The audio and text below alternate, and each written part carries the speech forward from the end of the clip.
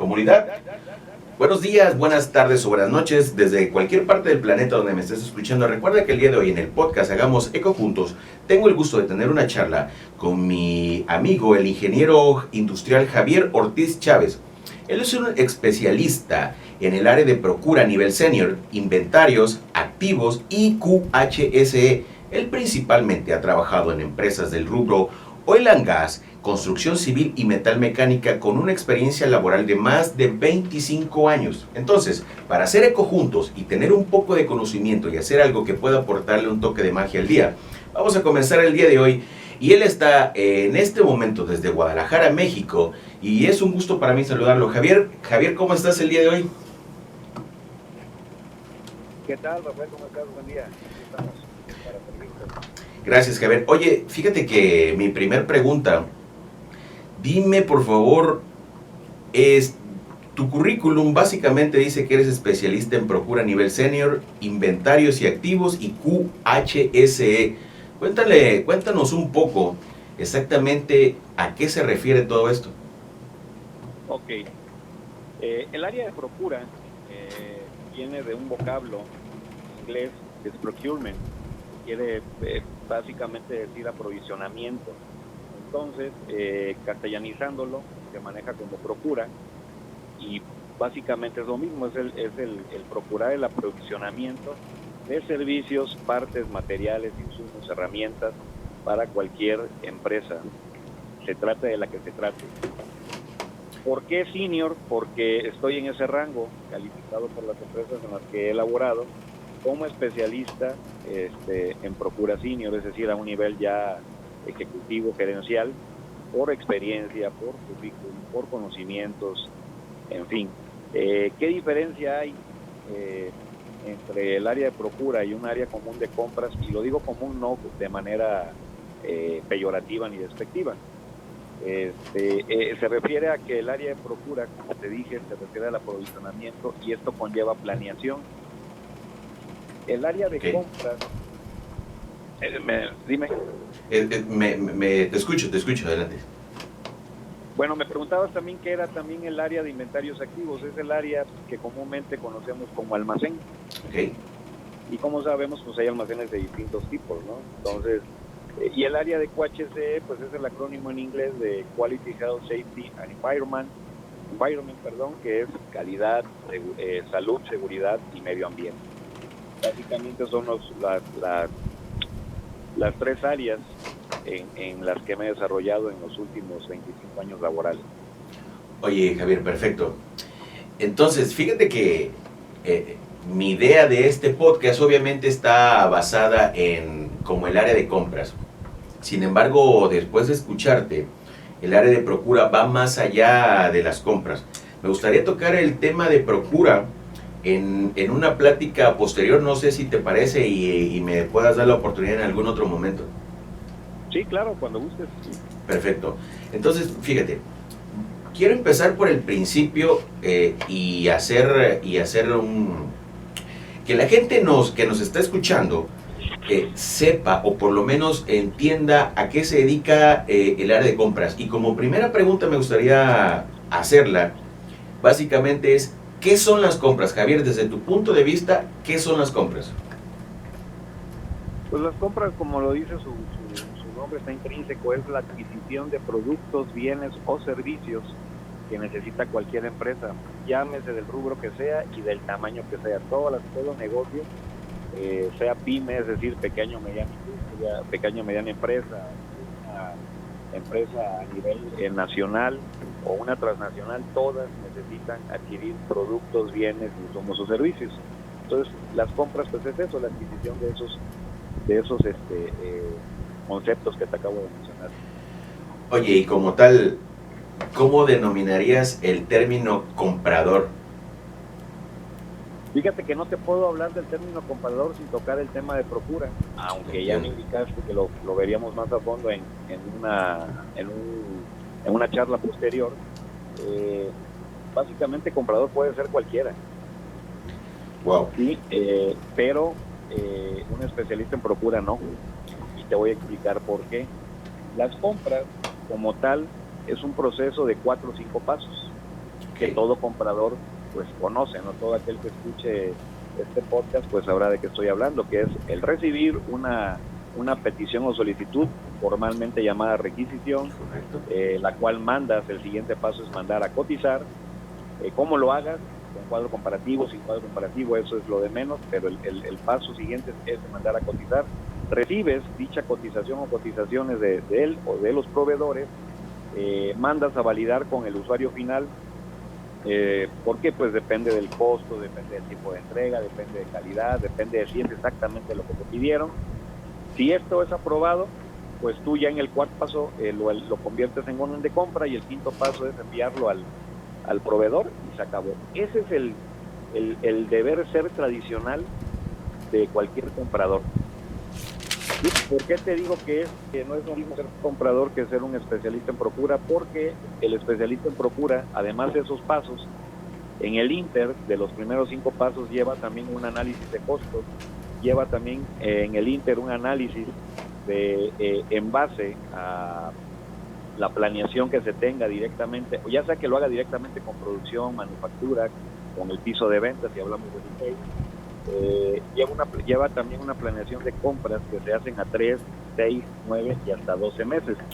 Lleva también, después de estos pasos, lleva también un análisis o una verificación o una inspección o auditoría, como gusten llamarlo, pueden ser todos, pueden ser solamente uno de los conceptos que mencioné, a los proveedores en sus instalaciones para saber si cumplen con los lineamientos que te dicen o que te ofrecen para venderte un bien, producto o servicio.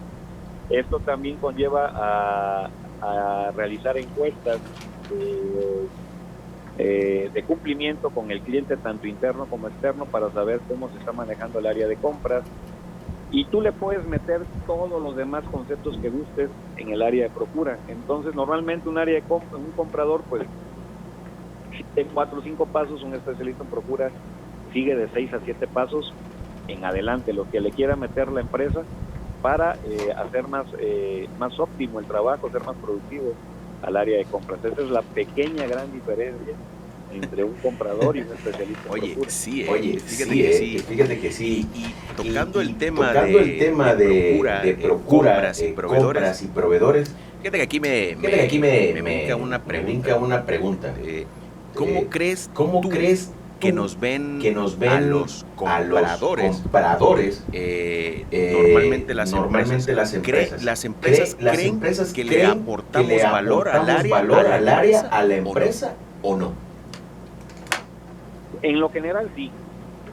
El CEO o el director general, el dueño de la empresa, obviamente el área de compras, como todas sus demás áreas, tienen o deben de tener, o da por hecho que deben de tener un valor agregado, ¿no? Que este valor agregado se percibe o se nota en una mayor productividad, en optimización de costos, que es lo que más nos impacta a nosotros en el área de procura o de compras. Sin embargo, el resto de las áreas ven al área de compras como, a veces incluso hasta como un enemigo, ¿no? Y no debe de ser así. Sin embargo, esta es responsabilidad 100% del área de compras, voy a entrecomillarlo, el ganarse al resto de las áreas, ¿no? Claro. Realmente no debería ser así. Sin embargo, estamos en un punto muy crítico en el cual son 2 áreas, de hecho, es el área de compras y es el área precisamente de seguridad y calidad, que son las que siempre están en el ojo del huracán, precisamente por la importancia de las mismas y porque dependiendo de cómo se manejen esas áreas, específicamente hablando del área de compras, va a depender que continúe o no el ciclo productivo de la empresa. Entonces es un área crítica, es un punto crítico, porque si no tienen los recursos, los insumos, los materiales, pues el área productiva no puede, valga la redundancia, pues producir, ¿no? Y entonces pues ya no habría que vender, ya no habría que ofrecer y pues no tendría razón de ser la empresa. Por eso es la importancia del área de compras. En resumen, en general, sí, todo dueño, todo director, todo CEO, sí ve al área de compras como estratégica. Sin embargo, en lo general, el resto de las áreas hermanas o compañeras no lo ven así o no lo perciben así hasta que se les hace se les hace ver el cambio, ¿no? Fíjate que tocando el tema específicamente de compras como área estratégica, por ahí en algún momento de la etapa, he trabajado en varias empresas en el área de compras, pero justamente en una empresa se consideraba el área de compras totalmente táctica para apagar fuegos. ¿Qué piensas al respecto de este tema?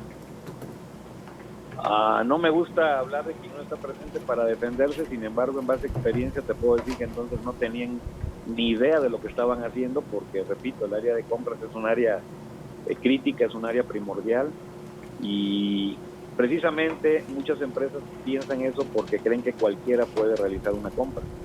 En esencia sí, como cualquiera puede hacer cualquier otra labor, ¿no?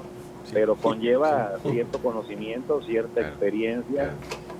La curva de aprendizaje de un comprador o de un especialista en procura es mediana, es al mediano plazo, no es ni al corto, no es ni al largo, es al mediano plazo, dependiendo, estoy hablando que es entre 6 meses y 1 año. No puede ser antes, no puede ser después, porque si es antes, pues no tendría la madurez ni el conocimiento suficiente para la negociación, y si es posterior a 1 año, pues quiere decir que la persona no es apta para el área, ¿no? Entonces, así es como se debería es el deber ser en base a experiencia, ¿eh? Claro, sí. Pueden leer las literaturas y realmente no hay un consenso en cuánto tiempo se forma un comprador. Por lo regular se dice que una persona es especialista en algo, dependiendo de la complejidad de la tarea, entre 2 a 5 años. Entonces, ni estando después de 1 año, como acabo de mencionar, te puedes decir especialista. Así sencillamente ya tendrías el tiempo suficiente y el conocimiento suficiente y la experiencia suficiente para continuar desarrollando.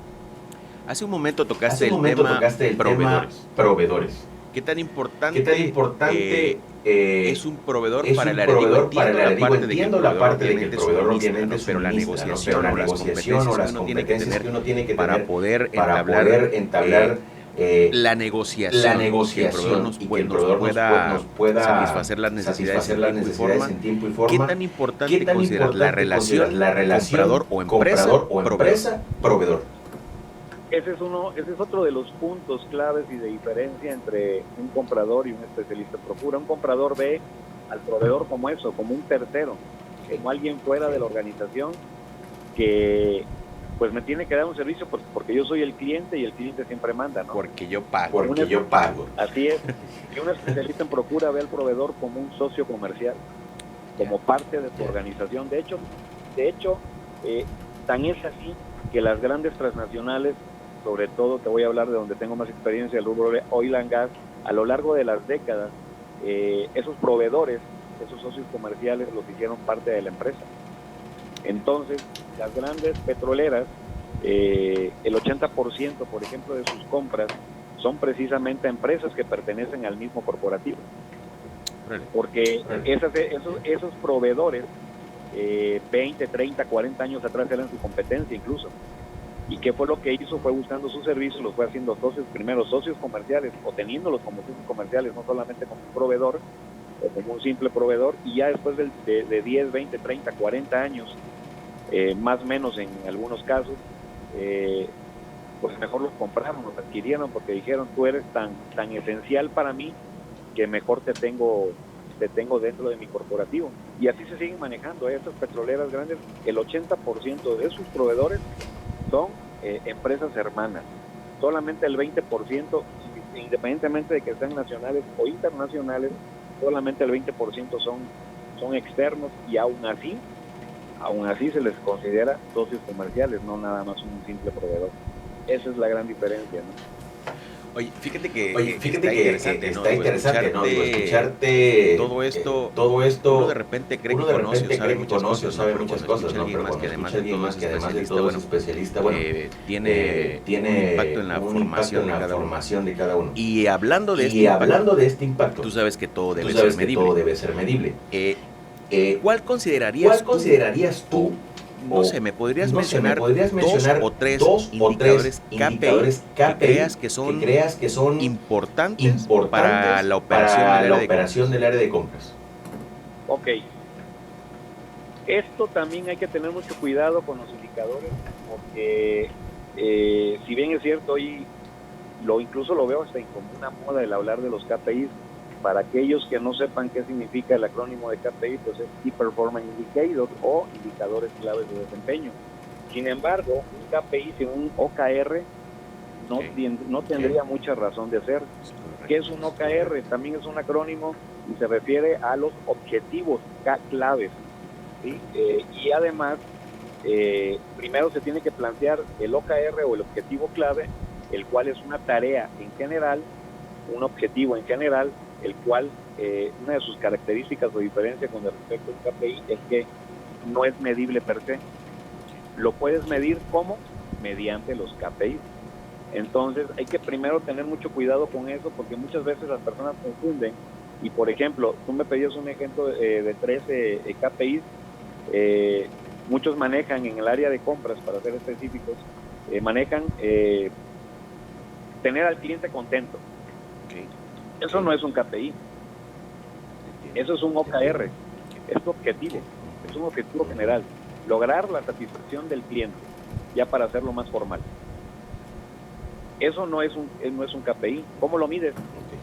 Dime per se cómo mides la satisfacción del cliente. Sí, no hay un medidor de felicidad. Un medidor de felicidad, de satisfacción. ¿Cómo puedes aterrizar en un KPI este OKR? Bueno, lograr la satisfacción del cliente es, por ejemplo, tener tiempos de entrega, clasificándolo por tipo de productos, compras generales o comunes, entre 3 a 5 días. Eso ya es un KPI, porque ya lo estás midiendo, ya hay una métrica, ya te estás poniendo una medida aritmética que te va a decir que entre 3 y 5 días, compras generales las tienes que tener entre 3 y 5 días.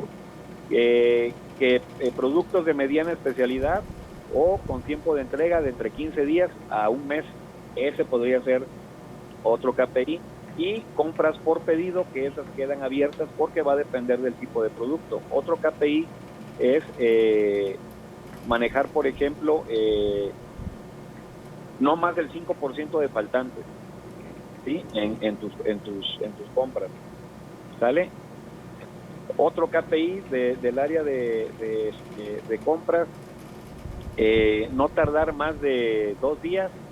Volvemos a, tiene que ver con el que te planteé primero, no tardar más de 2 días en cotizar cualquier producto, sin importar si es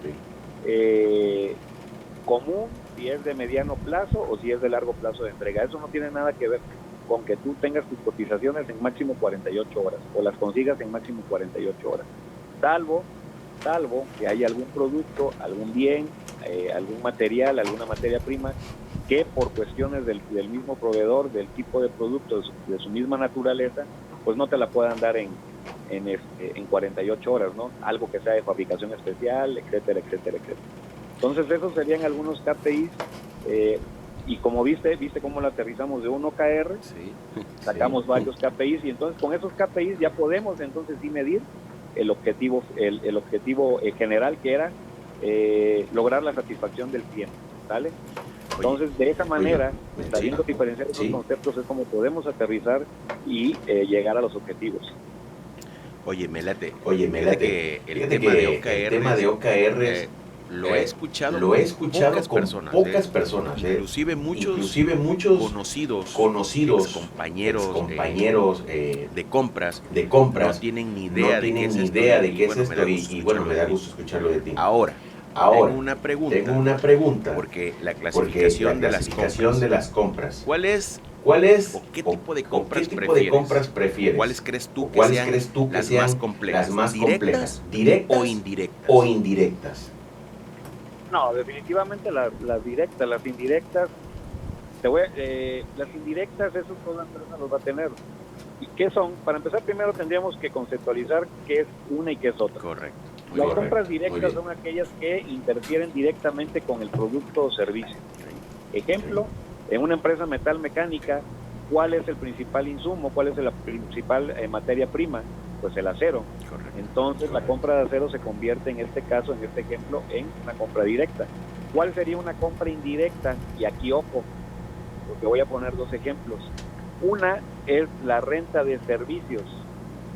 Y la otra es, por ejemplo, el pago de telecomunicaciones, de luz, de agua. Esas son compras indirectas, porque esas no van a afectar directamente al bien, producto o servicio. Sin embargo, son necesarias, tanto una como otra son necesarias, porque si no tienes luz, si no tienes agua, si no tienes telecomunicaciones, pues la empresa no puede funcionar. ¿Cómo te comunicas con tus clientes, no? Para empezar, ¿cómo haces funcionar tus máquinas? Claro. ¿Por qué te decía que era interesante el tema de los indirectos? Porque hay gente que, por ejemplo, volviendo al tema de metalmecánica, muchas veces, o por lo general, cuando se arma en taller una estructura, la tienes que enviar a sitio. Muchos se preguntan y dicen, oye, es que como lo estoy haciendo, estoy trasladando la materia prima directo de mi taller a las instalaciones del cliente, pues eso es una compra directa porque está afectando el bien y producto. No es así, es un servicio a final de cuentas. Claro. ¿Sí? Claro. Entonces se tiene que considerar como un indirecto. ¿Y qué sucede cuando las personas, y me refiero a supervisores, gerentes, directores, pierden la noción de este concepto? Se les van los costos hasta arriba porque no consideraron estos gastos indirectos dentro de sus planeaciones, dentro de sus cotizaciones, dentro de sus análisis de precios unitarios, y entonces es cuando ya empiezan a haber pérdidas, pero esta fue generada precisamente desde la planeación, es decir, cuando no existe esta planeación o es incorrecta y además no se conceptualiza de manera correcta. Entiendo. Entonces, directas. Digamos que directa es como que manejas y dominas las dos, lo sé y lo entiendo. Pero digamos que te gustaría, te atrae o sientes tú que son más complejas las directas. ¿Esto es correcto? ¿Así lo entendí? ¿Tal vez? Por supuesto, siempre, porque son las que van a afectar. Son las que, acuérdate que del tipo o de la característica o de la calidad de tu producto o servicio es la fotografía que va a tomar de ti el cliente y es como te va a tener, ¿no? Si tu producto es deficiente o es de baja calidad o no lo entregas, puede ser de muy buena calidad pero no lo entregas en tiempo y forma, vas a causar un impacto negativo en la perspectiva que tenga el cliente de ti. Entonces siempre van a ser más complejas las compras directas. Oye, Javier.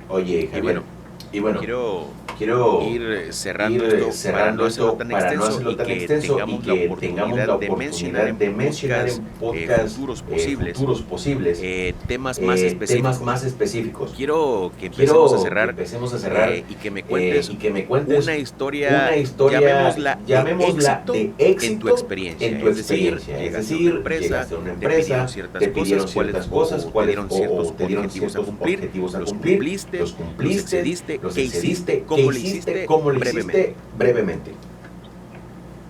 Tengo varias, pero de las más significativas,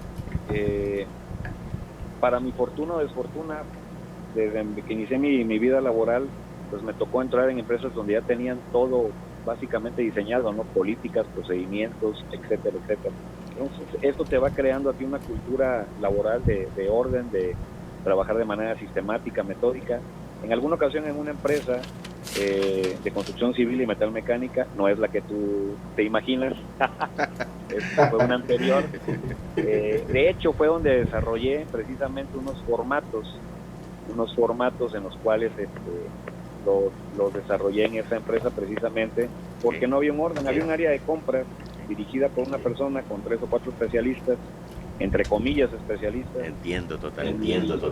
Y él se involucró prácticamente en todas las compras, es decir, de nada le servía tener especialistas y él se estaba haciendo bolas con todo el proceso de compras, ¿no? Se suponía que había una persona para servicios, otra para eléctricos y comunicación, otra para civil, claro. En fin. Cuando yo llegué, yo sí definí bien los puestos de cada uno. De hecho, esa persona continuó en el equipo, yo lo mantuve por el conocimiento que tenía el ingeniero. Pero sí, una de las primeras cosas, o recuerdo que platicaba yo mucho con él, decirle que tienes que ser asertivo. Es decir, tienes que ser muy directo y muy claro y muy concreto en lo que quieres decir y lo que quieres conseguir de cada persona. A final de cuentas, después de la entrevista con todo el equipo, ninguno era especialista en nada, no tenían experiencia en compras.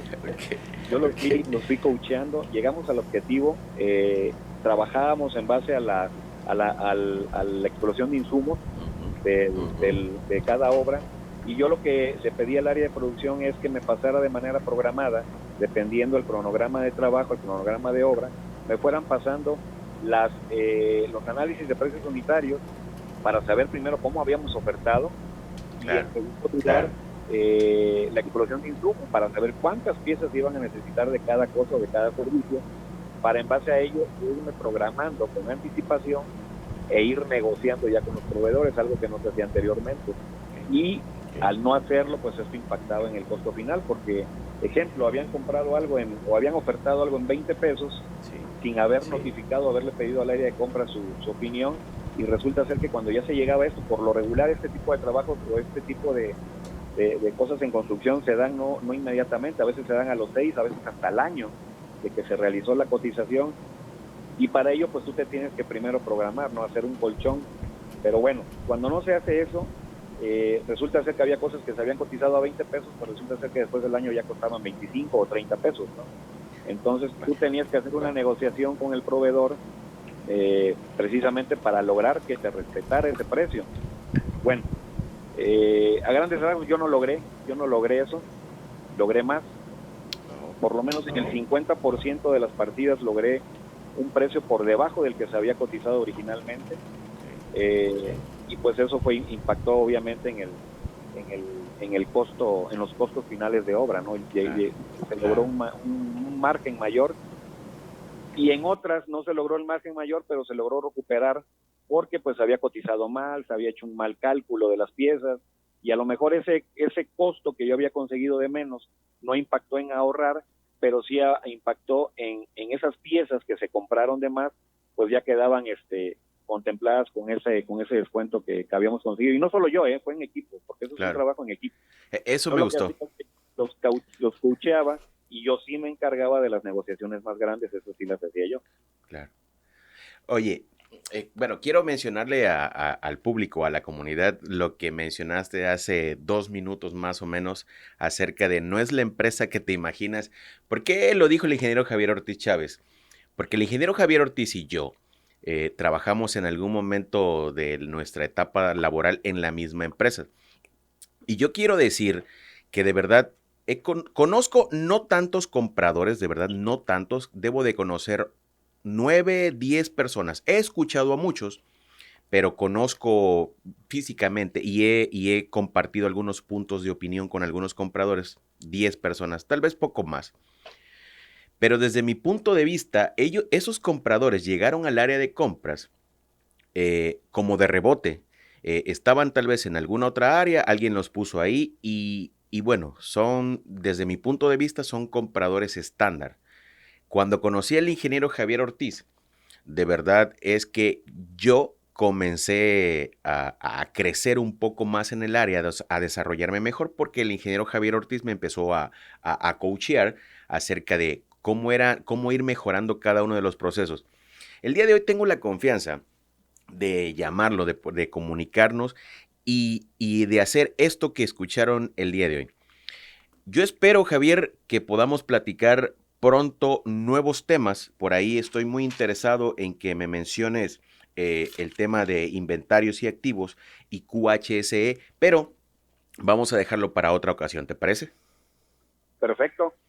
Bueno, pues, comunidad, muchísimas gracias por habernos escuchado el día de hoy. En este podcast voy a dejar una área de preguntas por si alguien tiene algún tema específico que le gustaría conocer. Además de todo, les platico que en podcast posteriores a vamos a tener un par de charlas de manera básica, introductorias con un contador que está también en la República Mexicana, con un psicólogo que nos vamos a comunicar hasta la ciudad hasta el departamento de Nariño en el país de Colombia.